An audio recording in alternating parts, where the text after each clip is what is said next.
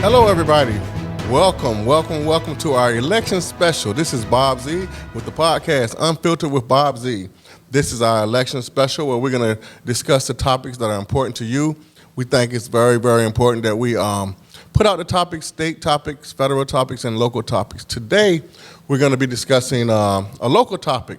We have with us from Norfolk, Informed Norfolk. Yes, sir. So we have Jackie Glass, and we're going to talk about the casino, the big casino that is being planned to be built right on the Elizabeth River. I think it's on the east edge of the Elizabeth River, headed that way. We have Jackie Glass, and she's not filling the casino. So her organization, we're just going to discuss and divulge and get into some of the, we've had some different elected officials up here, and I guess Norfolk's called as what? All in? All in. Yeah. So the whole entire city structure and the all the elected officials are in for the casino.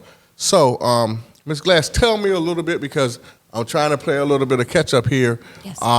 Tell me about Informed Norfolk. How long has the organization been around, and was it formed just to fight this referendum against the casinos? So Informed Norfolk is an organization that's probably been around a little over a year at this point. It started initially when back in September 24th,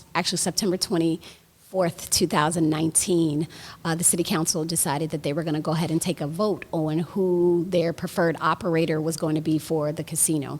They went into this thing called the Intergovernmental Agreement. And so many of the residents came together and said, whoa, wait. What's in this agreement? We should have the opportunity to kind of take a gander at it, really digest it before our City Council takes a vote on it. So there was a petition drive. And that's sort of where Informed Norfolk initially started. We were unsuccessful at one specific petition drive to have them re-vote on that intergovernmental agreement. And then we did another one which was successful and allowed the city, the residents of the city of Norfolk, to be able to have town halls and ask questions from city leadership, as well as making this referendum a true referendum, because the initial agreement would have made it so if we voted it yes or if we voted it no, that the preferred operator, which happens to be the Pamunkey tribe, would still be able to build whatever they wanted if they were given that option to use the land as tribal. Hold on, slow down. So you're telling me that irregardless of how we vote on next Tuesday, then it doesn't mean anything? No, the initial agreement. So the initial intergovernmental agreement, the language was the tribe would be able to build a tribal casino with the option of doing a commercial casino. Okay. And so for us, it said if they're given that option to do a tribal, or to take that land and buy it as tribal land and put it in trust, then they can do whatever they wanted to, no matter what we voted on November 3rd. And then we wanted the referendum to be a true voice of the people, whether we wanted it or didn't want it.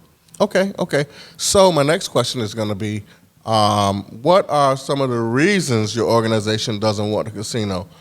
And not only that, I'm going to hold your feet to the fire a little bit closer.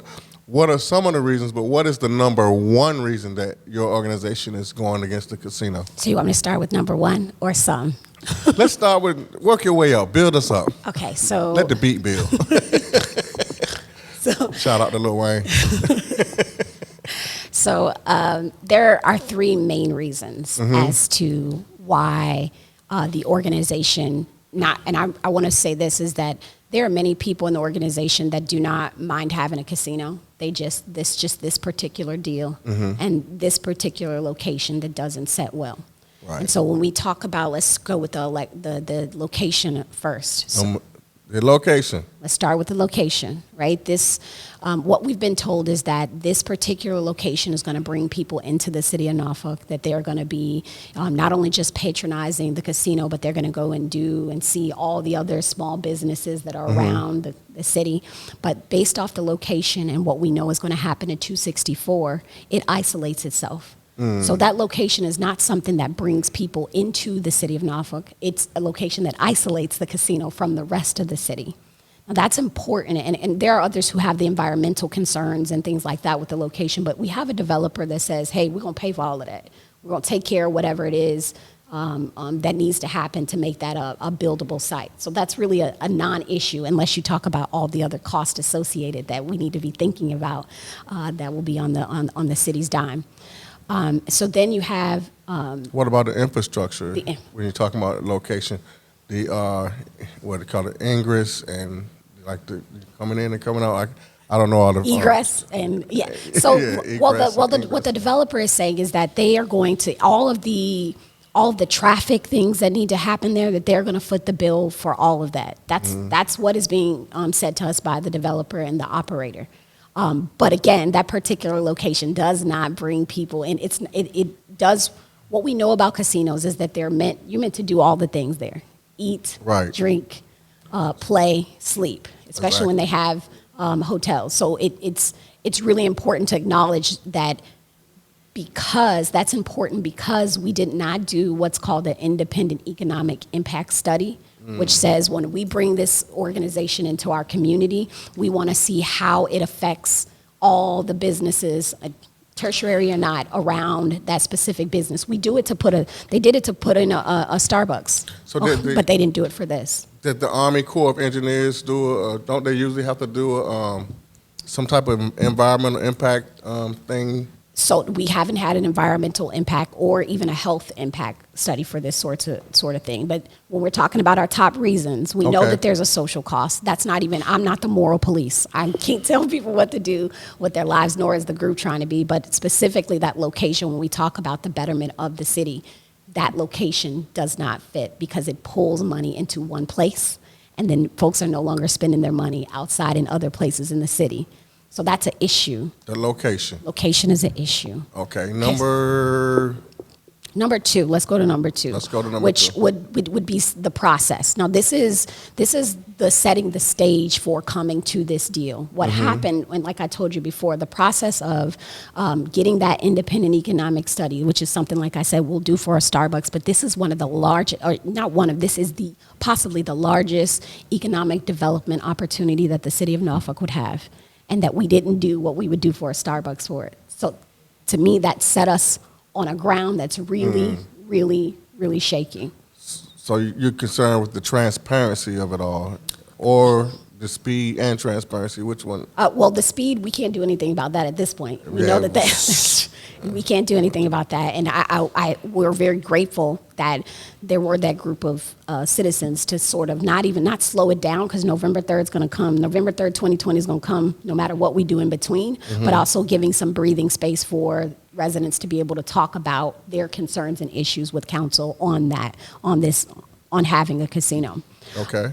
But the process, just the way that things went, and not even getting a finalized agreement until over the summer, which is, I don't want to say that it's finalized, but not being able to have and see the intricacies of that until a couple months, 6 months or so finalized before the election, that's an issue. Especially when we're talking about bringing something new into the community. I think that there needs to be an opportunity for folks to be able to digest and then sort of move forward with what that looks like. And COVID hasn't helped either, let's just say that too. Like the fact that people have other things, and let me first also express my privilege of time, of being able to sit and comb through disclosure agreements and city documents to really get a grasp on what's actually happened. I understand that, so it's a responsibility, a call to responsibility to share. Okay. Number two. Number three, this Number is three. it. This would be probably the most I don't want to say the most damning thing, but the most concerning part of this is the actual deal itself. Okay. Now, we can go into how the deal for the preferred operator is sort of a loan to own sort of scheme. But for us, as if we're looking at our livelihood as residents of the city of Norfolk, the deal itself is setting us up to lower our median income. Which is part of the reason I say that the median income is important, because it's the reason why people come to this area. It sets the tone for what a salary is worth in this area. It's set to drop our median income by about $9,000, and that's why some neighborhoods like, well, why can't we get a Harris Teeter?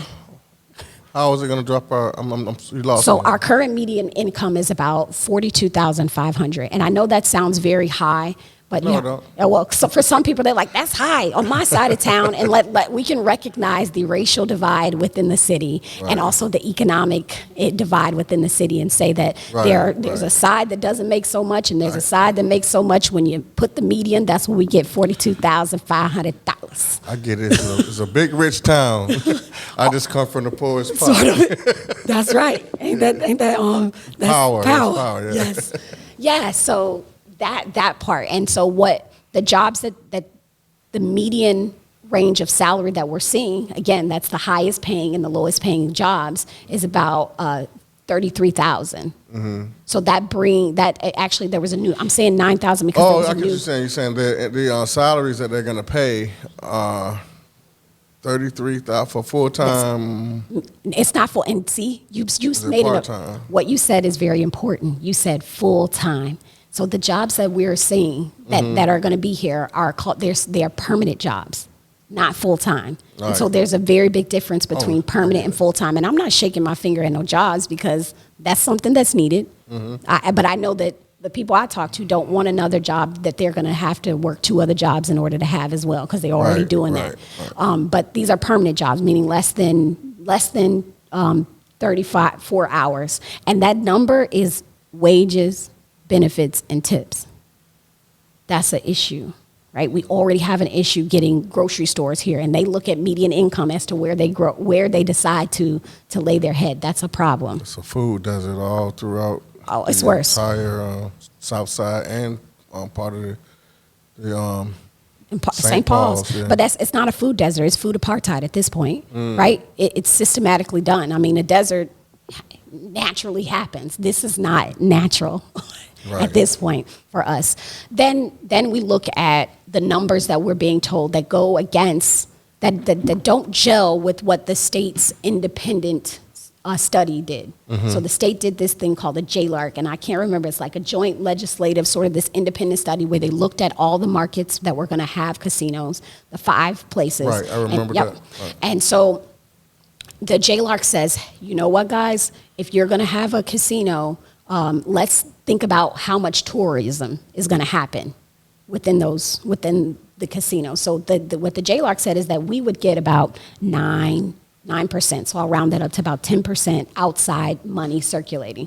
But the number that I've heard recently from the developers and preferred operator is about 20% somewhere. So if we say 10 to 20% are outside folks coming into the new money, Right. coming to Norfolk.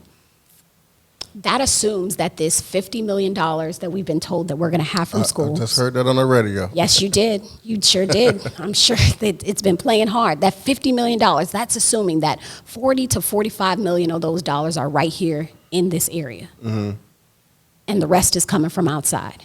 So essentially, we're circulating our own dollar, a large portion of it, to send to the state of Virginia to ask for a piece of it back.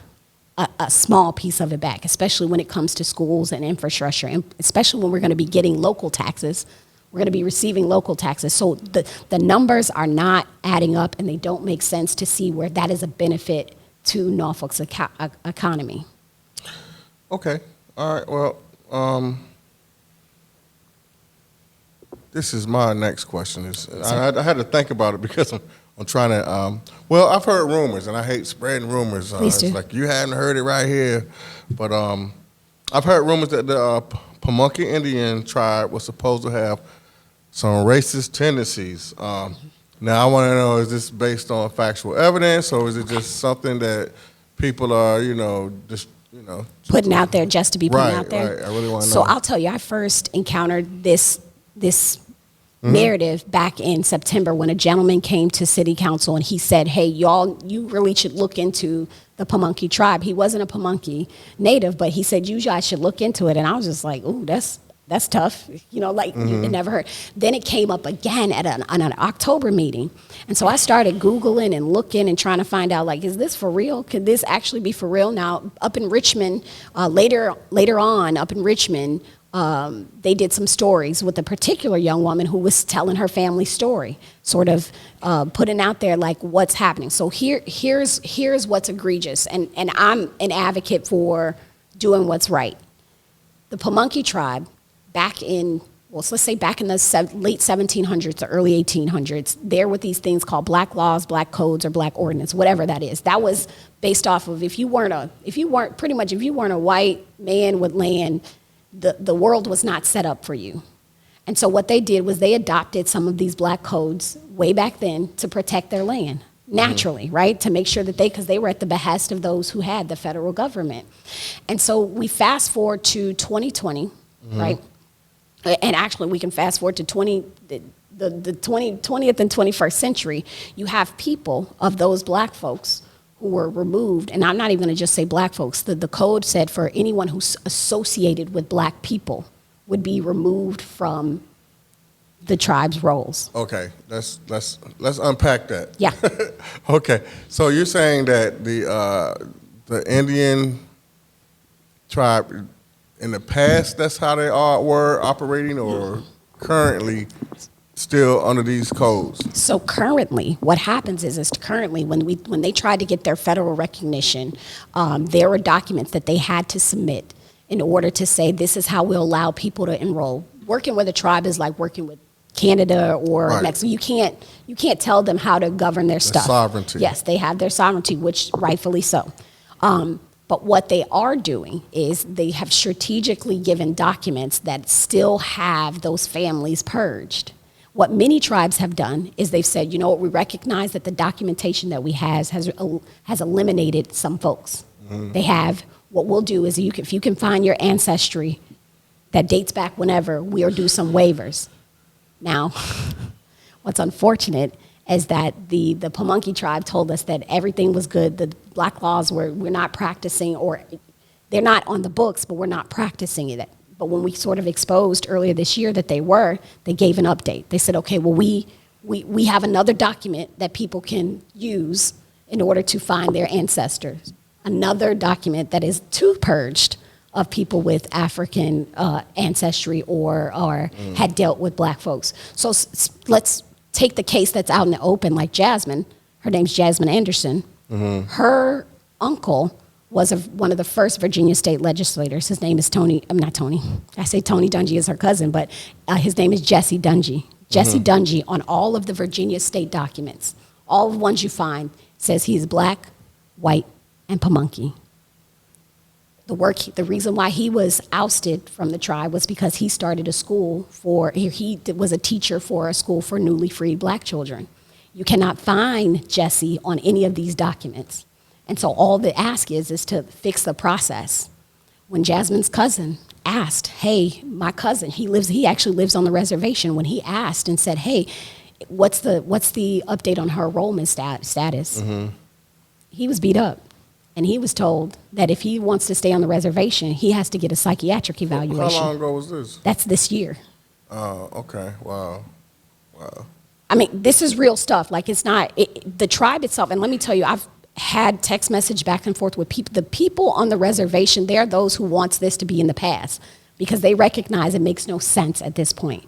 But just like many governments, you have people who still live in the past and uphold past practices that don't fit current day culture. So basically you're saying that they have some racist tendencies, and it's based on factual evidence. Absolutely. Okay, all right, okay. And I would encourage anybody that wants, because I FOIA documents from the federal level, I FOIA documents from the city, with all of this information, with sort of with all of it. Because I personally believe, like, I trust but I verify. I'm not gonna come out and say something if I can't verify it. And if I'm wrong, I have a growth mindset and I'll admit that I'm wrong. But in this case, this is an easy fix. So I don't understand why it's actually an issue, because many other tribes have done what's need to be done. Okay, my next question. What about the argument that the financial impact for the region and the city of Norfolk will outweigh any adverse social impacts? That would be, what did you say, the argument? Right. I would love to have an argument, but I can't have an argument without the data to back it up. And if we had done an independent economic study or health impact study, then we would be able to have that conversation from a place of truth rather than how we feel. Right. Because I can say how I feel, but I don't have anything to back that up. And that's an investment that the city would need to make in order to really have a conversation about that. We can turn to cities like Philadelphia and sort of get their data, which is something I've gathered some of their data. We can turn to cities like Gary. We can turn to cities. There's a couple up in Detroit, but the important part is that we're not those cities. Okay. So it's important for us to look at how we would be impacted in order to have a solid conversation about that. Okay. What about our sister city, Portsmouth? Is there a similar organization that is looking to put an end to their casino dreams as far as it's like, or are they like, how is that being set up? Is it like opposition of the same? I don't know. I actually don't know. The only thing that I've heard about the Norfolk, it's not Norfolk, the Portsmouth casino is that their economic developer was on a radio show and he was asked, how do you know that these things that you're saying aren't just lofty assumptions? Everybody's putting out numbers of the benefits and so how do you know as an economic developer? And the first thing that he said was, we did an independent economic impact study. Mm-hmm. And we looked at it from the stance of there will be another casino right across the water. And we said, was that sustainable? And the answer was yes. And then they said that they looked at what are the trends in gaming to ensure that, when they do build, that they are setting along the trends of what modern gaming looks like. And so because we're having the conversation of benefits and not cost, right here, it don't feel good. Okay. Now, let's just say we have a referendum coming up. Yes. On November the 3rd. So this is our election special, and I want everybody to pay attention because we're all the Norfolk residents anyway. This is going to be on the ballot, so you'll get a chance to vote on it. And my next question is there any compromise that could be reached that could change your opinion and the opinion of your organization as far as having a casino here? So it depends on who you talk to. Like I said, there are people that you can't convince them that having a casino is a good idea. Just like on the other side, you can't convince them that what not about having. You? For me, I say we have to go back to the drawing board on this one specifically because there was no competitive bid when we went over to the commercial side. So I don't know what's out there. We personally don't know what's out there. So for me, that would require us to go back to the General Assembly and say, hey, can we hold another election after we do the things that make something like this that could possibly make a successful casino? And I'll tell you this too, it's work either way. If it's a yes, there's a plan for things that we need to do moving forward. If it's a no, there's a plan for work that we need to do moving forward. So there's still a level of accountability that we'll have to have, no matter what the vote is, yes or no. So you guys are going to stay in the fight regardless? Right. Because if it's a yes, then we still have the planning process, the zoning ordinance, ensuring that we don't do what they initially tried to do was like a by right, meaning they can do whatever they want over there, even if it's on because whatever's legal in the state of Virginia. We have the architectural review process. We have the certifying with the state process that we have to be advocates on and ensuring, like we said, specifically with the jobs piece, they've said, hey, we're gonna provide 90% local jobs, 50% minority jobs. That's not in writing anywhere. And I'll tell you, that was my immediate ask. Like, if you're going to say it, if you put a press release out on it, you can say it, and then you can quantify what minority means, because I know that the business practices that you need to quantify, you need to actually outline what that means. Right, As a small business owner, I recognize on a state level, we're already dealing with minority being, the advantages being taken by specifically white women. So like, if you're going to do that, then you need to outline what that looks like. What does local mean? Because if you're giving tribal preference, all somebody has to do with a tribal card is come move to Norfolk and say, I get tribal preference on the job, and then they be counted as a minority. So we need to outline in the agreement what both of those things mean before we push forward, and then we need to be cognizant of what the next steps are. And if there's not a casino vote, guess what? We still need to develop. Like the bottom line is in order for our city to advance and grow, we have to develop. Right. And so I think there's a responsibility for anyone that speaks out against this to not put the onus on the city's leadership to just figure it out.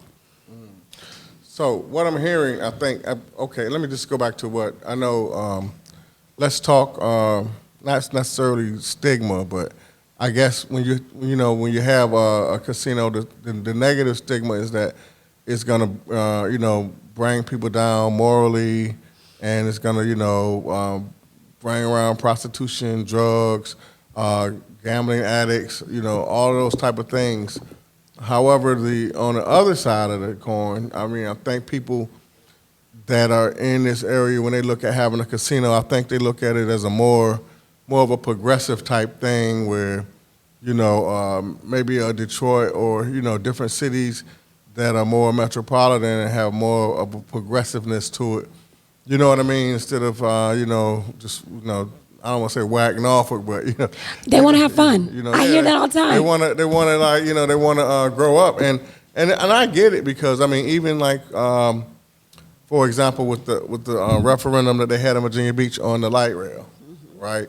I'm thinking, man, if we could connect the light rail to Virginia Beach and the Navy base, we're a whole, that's a game changer. Absolutely. And then now they're talking about, even if they had the light rail going into the casino, you got them going from the resort town, riding into town, to go and, do their little gaming or whatever people do in casinos. So I get it, and I think, the process, and I'll probably, continue to ask questions about that, whether the process is fair. I guess I'm watching a little bit too much cable sometimes when they say, well, the reservation, this is sovereign land. I forgot what TV series I was watching. It's like, you can't come in here. The police can't come in here.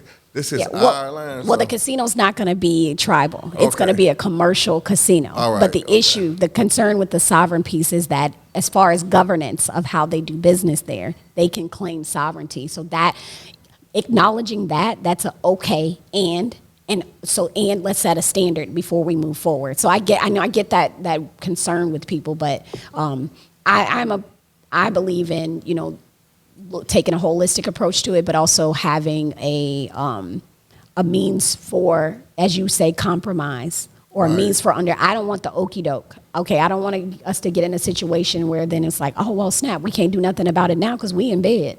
I mean, we don't want another MacArthur Center. We don't want another Nauticus. We don't want another Waterside, essentially, where we have these things that we brought in and we wish we would have did some things better.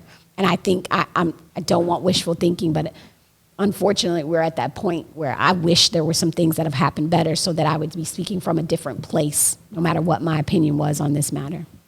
Well, I want to thank you for coming and being a part of our election special. Thank you for having me. You're welcome. We just heard from Jackie Glass from InforNorfolk, and they are opposing the referendum on the casino. So stay tuned, and we'll see you on the other side.